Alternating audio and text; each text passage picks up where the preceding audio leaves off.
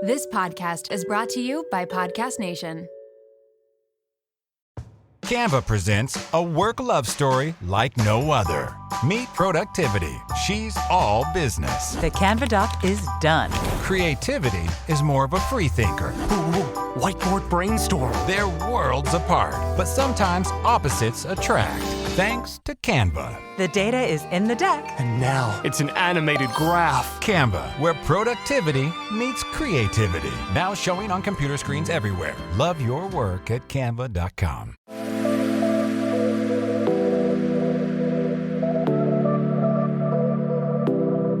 Welcome to Nirvana Sisters podcast, where we take the intimidation out of well-being and beauty to help you achieve your highest state, your nirvana.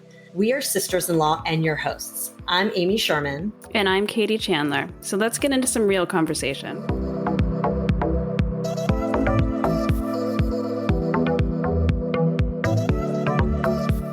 I have my wine. Sorry, Nice. you don't have Cheers. any. I know. Cheers. I don't need to drink tonight. It's been hydrate more than week, anything. so I'm using an excuse. And then, I don't know if you saw the, I didn't send it to you. Have you seen this meme? I'm going to send it to you right now. And I'll read it. It says, I don't know if you saw this going around during like the height of Om-ni-cro-ne, but it says the CDC says it's not Om-ni-cro-ne. Omicron. The CDC says it's not Omicron unless it comes from the Om-ni-cro-ne region of France. Otherwise, it's just sparkling COVID. So That's great. That's what our episode's about. I love it. So Katie and I, welcome to the show. Welcome back to Nirvana Sisters. Katie and I wanted to do a quick little bonus episode, a recap, because we've both somewhat recovered from COVID. We both were sick over the perfectly timed winter holiday. So all of our plans got canceled and we were both home, being sick with COVID, recovering, being sick. So, we just thought it would be helpful to do an episode so you all could hear what we went through. Because I think both of us have been super paranoid the last 2 years. We didn't want to get sick. We didn't know how it would affect us. We both have different sorts of, Katie with autoimmune, me with like all my vestibular stuff. So we were both really worried, but of course we both got it. It's inevitable at this point. I got it from my son, Jules, who I think got it from his basketball team. And then it went to my husband, to me. And for some reason, Jackson, my 14-year-old, almost 15-year-old, did not get it, but everybody else seemed to get it. And we're all recuperated, but I'll let Katie talk about hers and then I can go through my experience. Did you guys ever check him for antibodies? Like, I wonder if he has had it asymptomatically at some point and had antibodies, We've never checked him for antibodies, but he gets tested every week at school. Oh, that's right. So he was, oh yeah, I get what you're saying. Yeah. Yeah. So I don't know if it would show up. I also, Right. Do you know the side note? I have to get tested before I go for this work trip. But since I've had COVID, I'm not sure because they don't test you because like at school, they're not testing Jules for 90 days because I guess it could still show up as positive. As positive. Yeah. So I'm That's like, what if I've I been get told for tested and kids. it shows up for positive, I don't know what that means. For whatever reason, I have heard that for children, but not for adults. And like we all tested negative once we finally cleared up, Adam and Through I. PCR though? On rapid, yeah, but not PCR. Oh, yeah. I didn't Yeah. do a PCR. Oh, that's a good question. I don't know. Yeah. Anyway. Yeah. So I got COVID from, we think, Adam brought it home from Vegas. It was so generous of him to bring that home. And not only did he bring it home from Vegas, but he brought it home on my 40th birthday. So that was a fun one. Amazing. Best party ever. And I don't know, our experience was weird. Like Adam had it first and he had super mild head cold. We didn't even think it was COVID, which is what everyone's saying now. And then I started to get sick. My first day, I was just like super tired, slept on the couch all day long. Second day, just kind of draggy and feeling like garbage. And then by the third day, I was having breathing problems. Like I wasn't not breathing, but I wasn't like, I had to, what did the doctor say? The doctor said to me, if you are panting, if you can't take deep breaths, and if your oxygen level drops below 95 and stays there consistently. And I couldn't take deep breaths, and I was panting when I would do the stairs. So that's when we And decided were to you go to the taking hospital. your pulse too? Yeah, my Like pulse ox using was one of fine. those? Yep, which for listeners, if you don't have one, you should for sure have What is it? A pulse? a pulse oximeter, Yeah, which yeah. is that little like clip that the doctors put on your fingertip when you go to the doctor's office. They check your temperature and your blood pressure and your pulse ox, and you can get it at any drugstore for super cheap. But that's a really good COVID tool because it measures whether or not you're getting enough oxygen. And it was dipping, but then it would go back up. So she said that's totally normal. It was more just like, But you went I've to the got this hospital. You went autoimmune to the stuff. ER? Yeah, went to the ER because of the autoimmune stuff and the fact that it was definitely hard to breathe. And I didn't want to decline further more than anything. Right. So I went there. They gave me a breathing treatment. Great. Started to feel like instantly better. And then they also gave me the monoclonal antibodies, which this is really interesting, listeners. I was offered the MABs. And of course, not knowing much about them, I just said, are there any side effects? And they said, we just monitor you to make sure you don't go into anaphylactic shock. And that's really it. And so I said, well, so wait, back up a second. How did it come up? Like, were they just offering it? Because I heard it's hard to get. Like, what was their... Or is it because you have an autoimmune? Yeah, it's because of the autoimmune, and moreover, it's because I'm life dependent on steroids. So that's the steroids I take are an immunosuppressant.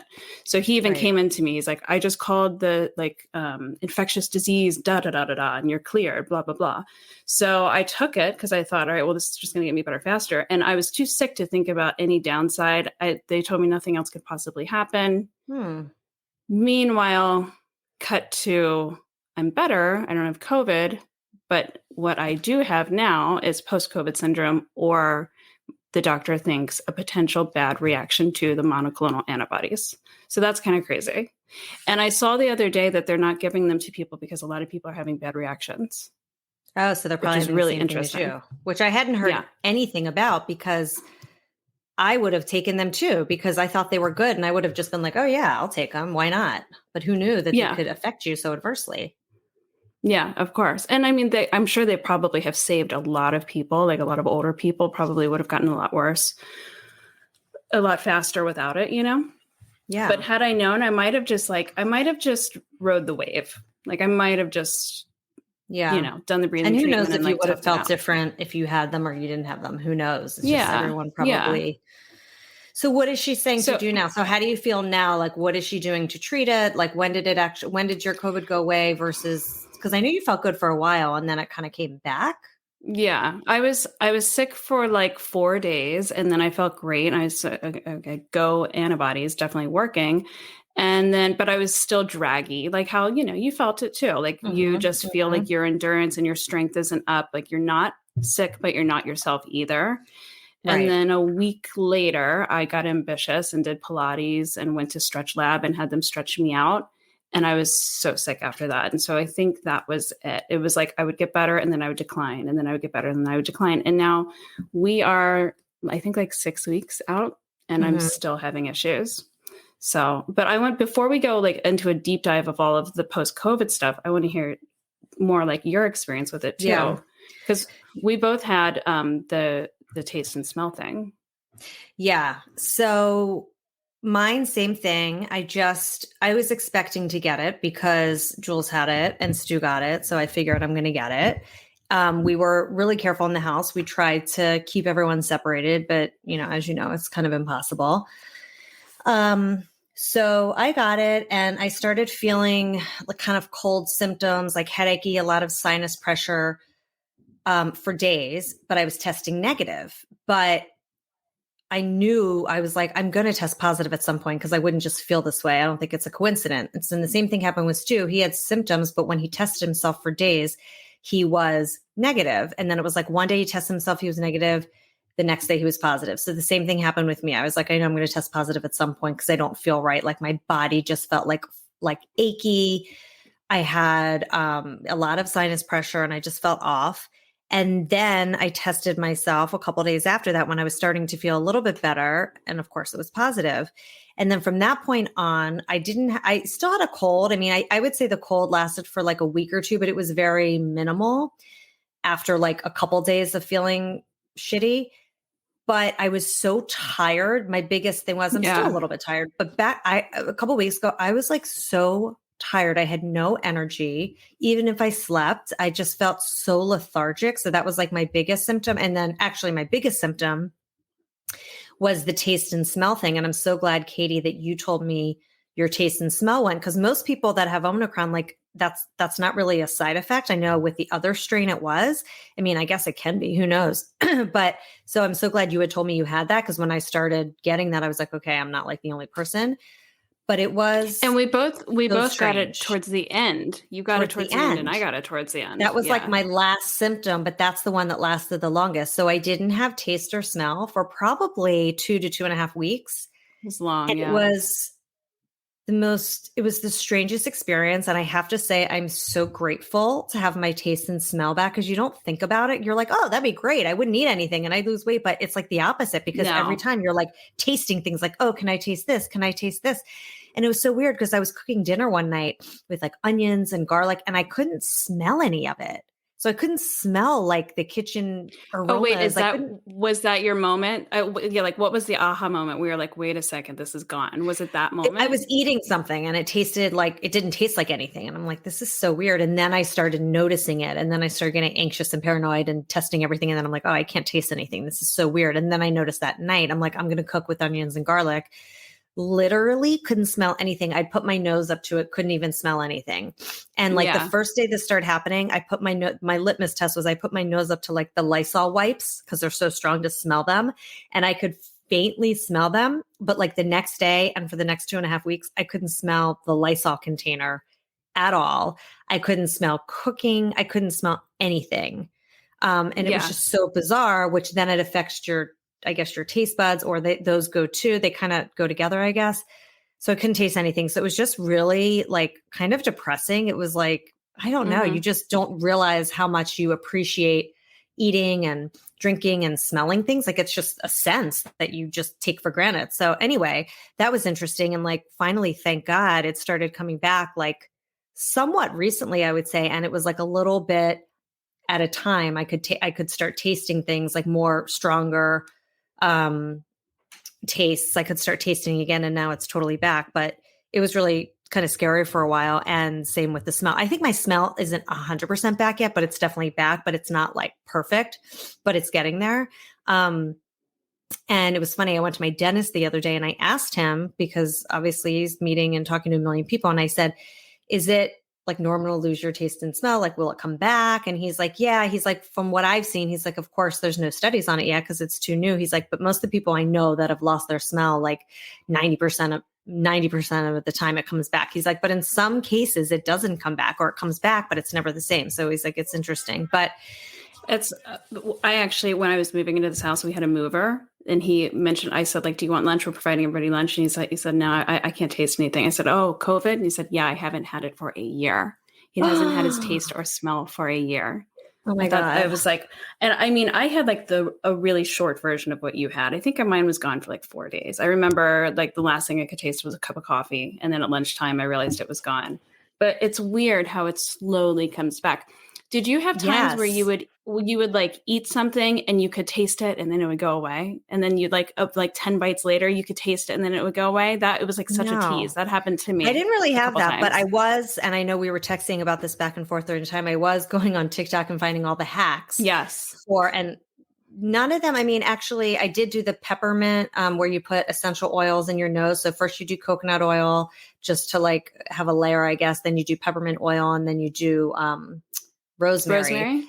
Yeah, it was like peppermint oil and then rosemary. So the first day I did that, actually, I couldn't really smell the peppermint oil, but I could definitely like feel some sort of impact. Like, so I was like, okay, I'm going to keep doing this. So I did do that for like probably 2 weeks. And I think that did help get things moving again.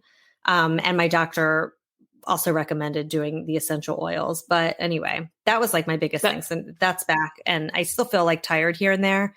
And so does Stu, but thankfully I'm like fully recovered. But I know that you're still struggling. Yeah, I am, but really funny. I want to mention that one of the the stupidest TikTok hacks that I tried for my taste and smell. Did you see the one where you flick the back of your neck?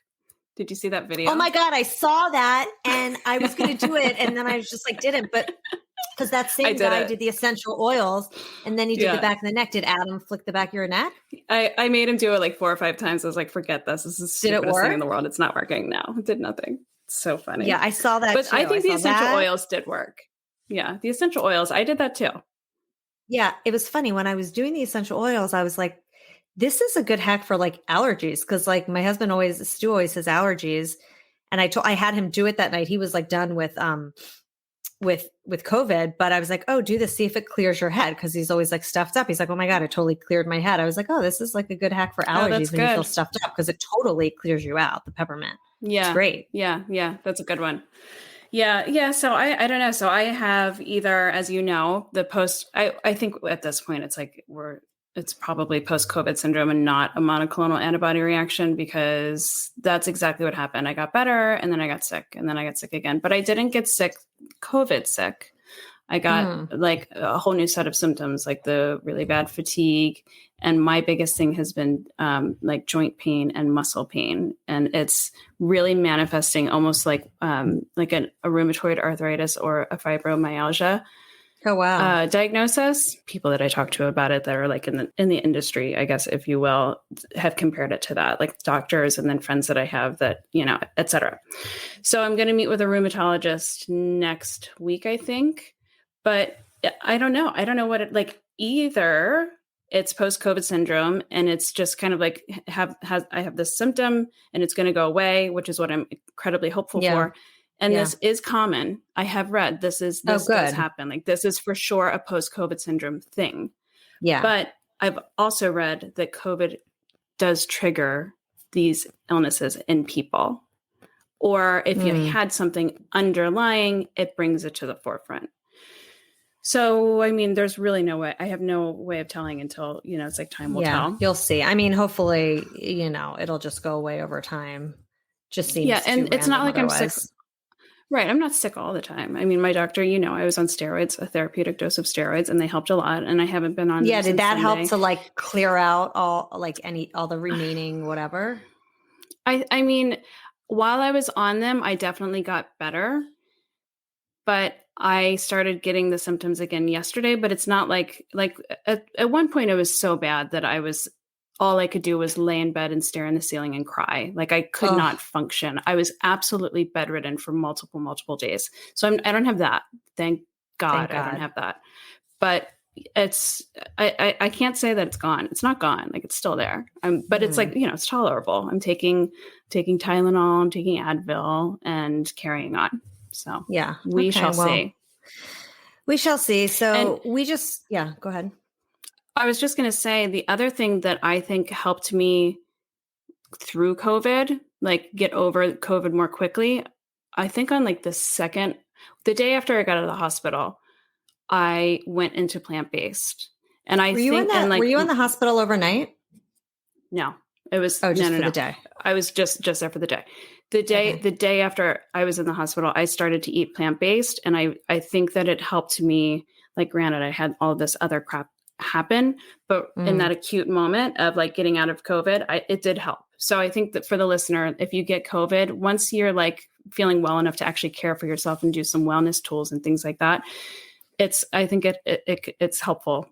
It just like takes out inflammation, and I think it makes a difference. So it's something worth trying. And weren't you saying too that when you couldn't eat, you tried meat and it was like nasty? Yes. The texture. Did you try any when you couldn't smell? I did. Yeah. You told me that. So then I tried like chicken or something when I couldn't eat. And it was like, it was horrible. So gross. Yeah. I mean, I don't love meat anyway, but like, it was just like, the texture, the whole thing was gross. With your nose and your taste, it's like an itch that you can't scratch. And so you keep trying, right? Like you're like, maybe I can taste this. Maybe I could taste this. And so next thing you're like, how can I not taste my face?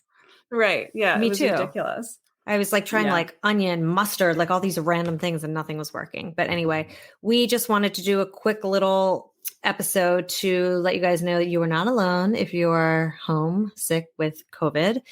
it seems like everyone is going through it. We just kind of wanted to give you our experience and some of the things we tried. Clearly, we're not doctors. We're just giving you our experience and, hoping that this is the last of it. I know, Katie, you said one of your friends who's a doctor said that hopefully this is the endemic.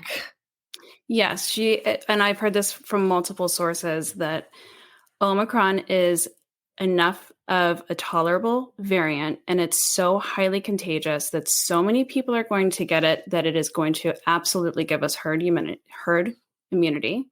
So it's just going to turn into like, oh, did you have the flu this year? Oh, did you have COVID this year? Oh, did you have a cold this year? Unfortunately, I think that's what it's going to turn into. Right. But hopefully it's going to be more and more tolerable. And God willing, it stops giving people like post-COVID syndrome and all this other weird stuff that it does. Right. That's the weird stuff. So yeah, the endemic, that's what we're pushing for. Hopefully. So how are we wrapping up this episode? What are we saying? That's a good Cheers. question. Get vaccinated.